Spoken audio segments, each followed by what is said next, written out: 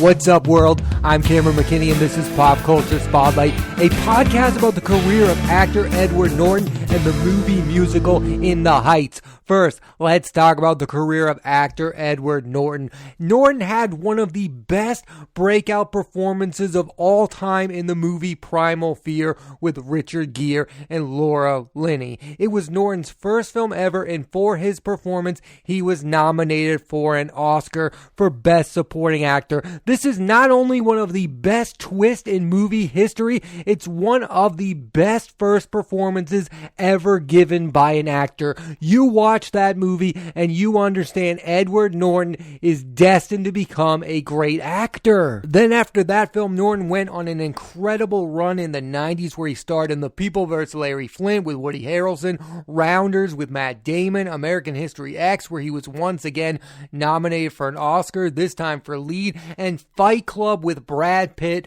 and Helena Bonham Carter. The thing I really enjoy about Norton is he tends to work with amazing filmmakers. He's worked with Milos Forman, David Fincher, Spike Lee, Wes Anderson, and Alejandro Iñárritu. I mean, this guy works with the absolute best. Edward Norton does not appear in bad movies. Yes, there have been some clunkers in his career, but for the most part, he is in really good films. The other thing I think of when I watch Ed Norton is he's not a guy who I think is a great leading man, and I don't mean that as a criticism. It's just when he is the lead of a movie, it's probably not the best movie ever, but when he is second fiddle to another big movie star, I think Edward Norton is at his absolute best. Just watch the movie Rounders with him and Matt Damon. He's incredible in that film. With Fight Club with Brad Pitt, he's incredible in that film. And with Birdman with Michael Keaton,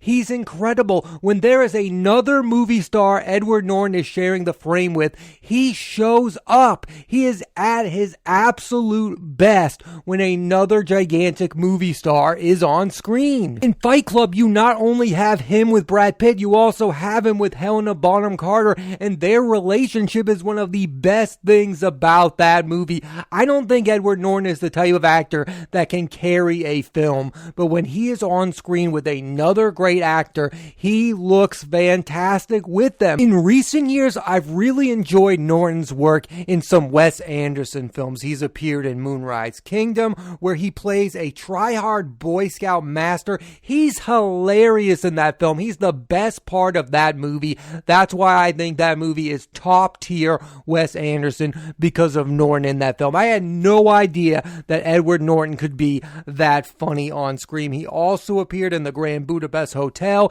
and Isle of Dogs, and he's set to appear in the French Dispatch. Like, I just think that's an underrated director-actor duo right now, is Wes Anderson is getting some of the best work out of Edward Norton. Norton is also an established director. He directed the comedy Keeping the Faith with Ben Stiller. Not my favorite Ed Norton Ben Stiller film, but it's okay. And then he also directed one of the most underrated films of 2019, Motherless Brooklyn, where Norton gives one of the most unique performances of his career and also gets amazing supporting performances from Alec Baldwin, Willem Dafoe, and Gugu Mbatha-Raw. I mean, that film, those performances given by that supporting cast, I really thought very highly of Motherless Brooklyn, and I definitely recommend you check it out because not enough people have seen it. It's kind of like Chinatown. It's kind of like those noir films of the 50s.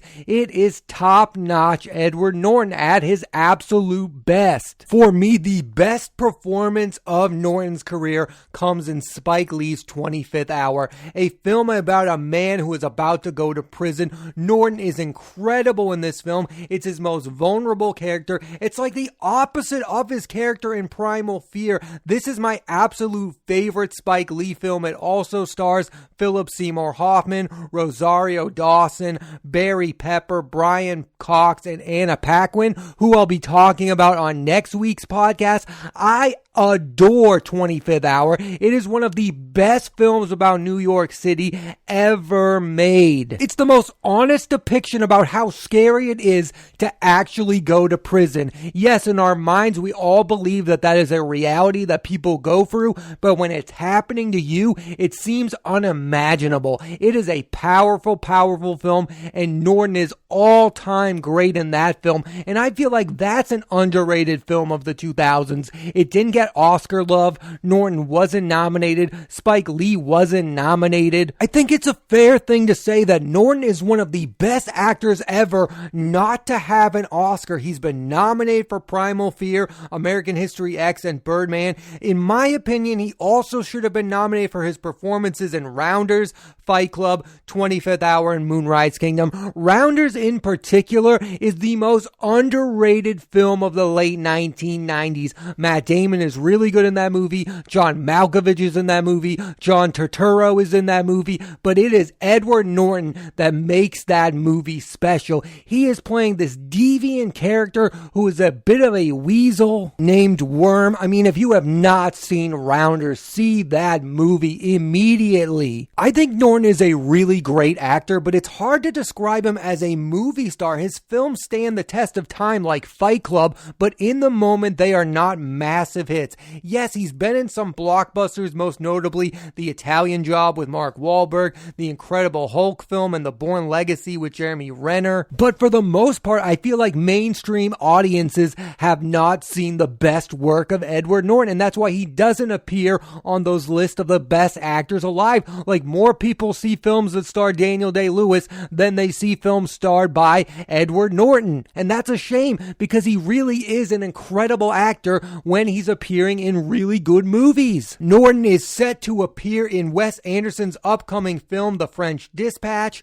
and Rian Johnson's star-studded Knives Out 2 with Daniel Craig, Kate Hudson, Dave Bautista, Catherine Hahn, Leslie Odom Jr., and Janelle Monáe. I absolutely loved Knives Out and cannot wait to see Edward Norton in that film. My guess, I'm going to put it out there, I think Edward Norton is going to be the villain of this film. Either way, I'm super excited for that one, and here's a list of Edward Norton performances I highly recommend. Primal Fear, The People vs. Larry Flint, Rounders, American History X, Fight Club, 25th Hour, Moonrise Kingdom, The Bourne Legacy, The Grand Budapest Hotel, Birdman, Isle of Dogs, and Motherless Brooklyn. Now let's switch gears and talk about the movie In the Heights. Here's a quick synopsis. Yasnavi de la Vega dreams of leaving Washington Heights, New York for his dream life in the Dominican Republic, while his friends and the other residents of the Heights also have higher aspirations. This is one of those movies that everyone's been waiting for since the pandemic started. A lot of people have seen the play that was written by Lin-Manuel Miranda, who is also the producer of this movie. And for the most part, I'll say this about the movie. It lived up to that hype. I'm not sure it's the best movie of the year so far, like a lot of people are talking about, but I really enjoyed this film. It's a lot of fun. The music is pretty good. And the number one thing I liked about it is the lead performance given by Anthony Ramos, who is about to be a household name. He is great as the charming lead of this film.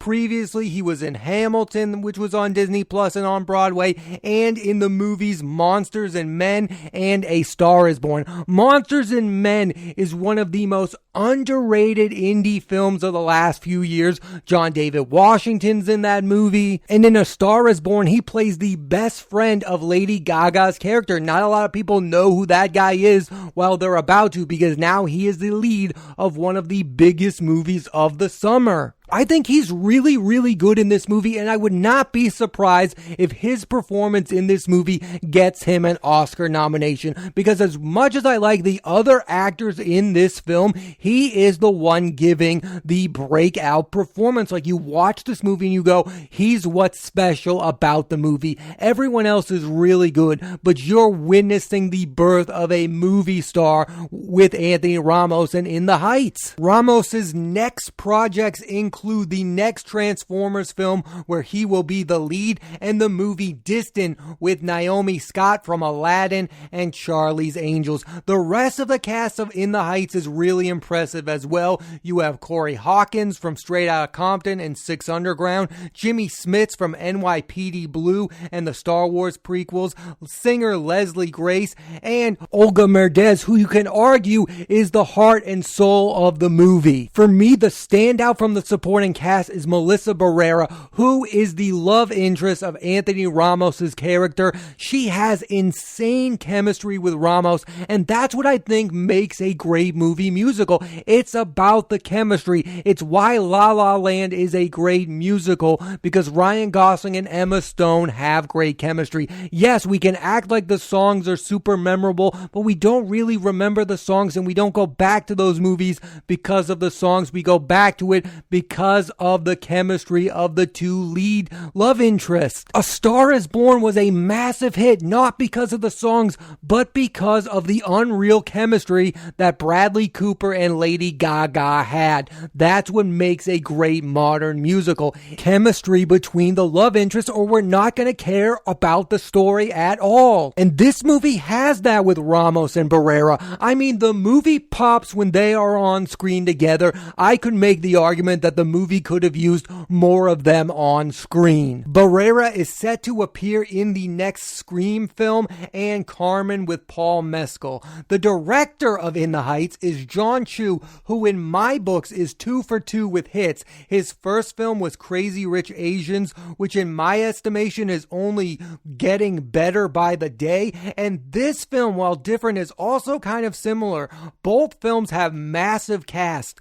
Chu in 2 movies has gotten great performances from Constance Wu, Awkwafina, and Henry Golding in Crazy Rich Asians, and Anthony Ramos, Olga Merediz, and Mellisa Barrera in the Heights. His next film is going to be the Wizard of Oz prequel, Wicked. I mean, this guy is making some of the biggest successful movies that are not superhero films in modern times. He's become an important director, and if he can turn Wicked into a hit movie, he is going to have even more success. In the Heights is one of those movies that takes you inside a community of people, and those films are becoming more and more rare. It's like Spike Lee's film Do the Right Thing. If you make a movie with a believable community feeling, you don't have to explain every relationship in the movie. It just simplifies any movie, because in real life, that is what a neighborhood feels like. You don't need to explain why these people are hanging out. Well, they just live in that same environment.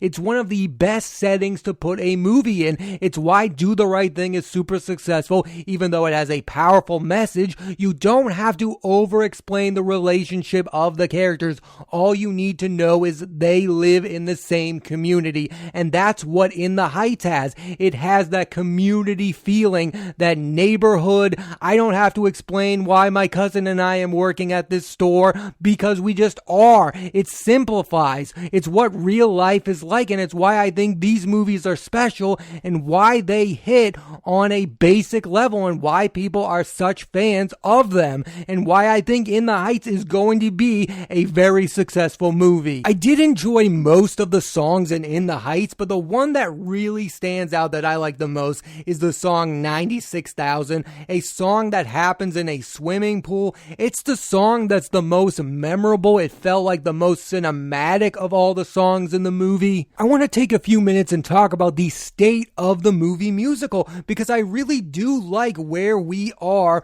with the genre, where it is and where it's headed. We've gone recently Into the Woods with Anna Kendrick and Chris Pine, La La Land with Ryan Gosling and Emma Stone, The Greatest Showman with Hugh Jackman, Michelle Williams, Zendaya, Zac Efron, Bohemian Rhapsody with Rami Malek, Mary Poppins Returns with Emily Blunt, A Star is Born with Bradley Cooper and Lady Gaga, Rocket Man with Taron Egerton, Yesterday with Himesh Patel and Lily James, and now In the Heights. And later this year, we are getting Tick Tick Boom with Andrew Garfield, Dear Evan Hansen with Ben Platt, and West Side Story with Ansel Elgort and Rachel Ziegler. I mean, the genre is thriving. You have massive movie stars appearing in these films. Yes, there are some that are not working. The movie musical Cats was a complete catastrophe, but when the genre works, people go out and see these movies. They make a ton of money financially, and they're doing good at award shows. Bradley Cooper was nominated for an Oscar for A Star is Born. Ryan Gosling was nominated. Emma Stone won an Oscar. Rami Malek won an Oscar for his performance in a musical. The genre is thriving. And if Dear Evan Hansen is successful, Ben Platt is going to get an Oscar nomination. If West Side Story is successful, I could see Ansel Elgort or Rachel Ziegler getting Oscar nominations. But maybe more importantly than that, these movies are turning into hits. La La Land made over $300 million. The Greatest Showman did amazing at the box office. A Star is Born was a huge box office smash. Not only are these films really well made and good, but they are doing well where it matters most. And if Into the Heights becomes a success at the box office, you're going to get a lot more movie musicals, which I think is a good thing because when they are done well,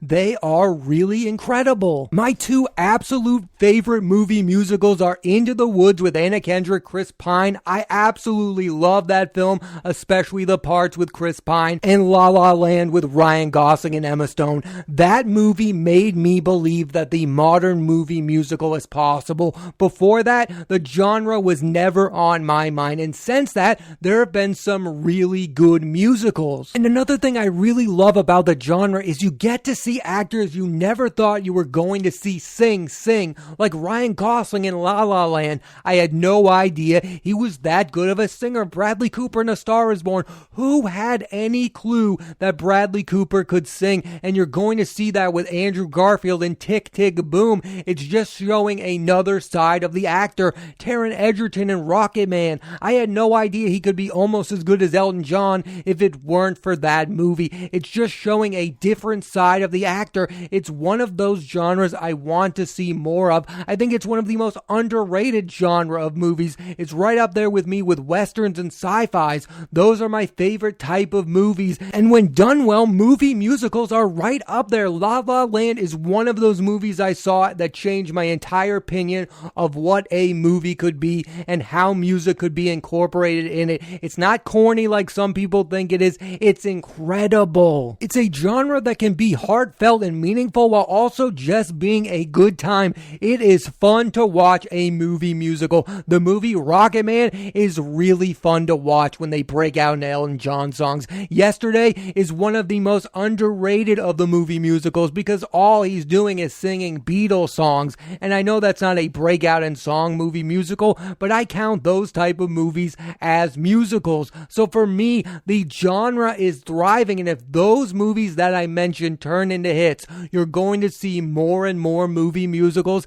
and I for one am here for it. I just don't understand these people that want one genre of movies. Yes, I like superhero movies, I love sci-fis, I love westerns, I love action films. I want to see every and all kinds of movies, and I want the movie musical to be one of those genres that's routinely made over and over again because I think it's a unique genre. And I think Into the Heights is an excellent addition to that genre. You have Anthony Ramos giving a star-making performance, Mellisa Barrera and Olga Merediz giving breakout performances, and like I said earlier, the chemistry between Ramos and Barrera is unreal, and it's what makes this movie a special movie musical. You cannot be a good movie musical without great chemistry from the romantic leads, and that's what In the Heights has. It has that chemistry. It is definitely worth a watch. I don't know at the end of the day if In the Heights is going to be the Oscar contender that a lot of people think it's going to be. I don't know if it's going to get nominated for Best Picture. All I know is it's a good, fun time. I think Anthony Ramos definitely deserves to be nominated for an Oscar, and for that reason, I highly recommend you check out the film In the Heights. It is a fun watch. It's got some really good songs, and it's the feel-good movie of the summer. If that's not enough to get you to watch In the Heights, then I don't know what is. Thanks for listening to this edition of Pop Culture Spotlight. I'm Cameron McKinney, and there'll be a new episode of the podcast every Thursday on Apple Podcasts and iTunes. And this week I put the spotlight on the career of Edward Norton and the movie musical In the Heights. Next week I'm putting the spotlight on the career of actress Anna Paquin and the movie The French Exit, starring Michelle Pfeiffer and Lucas Hedges. So tune into that, and please rate, review, and subscribe.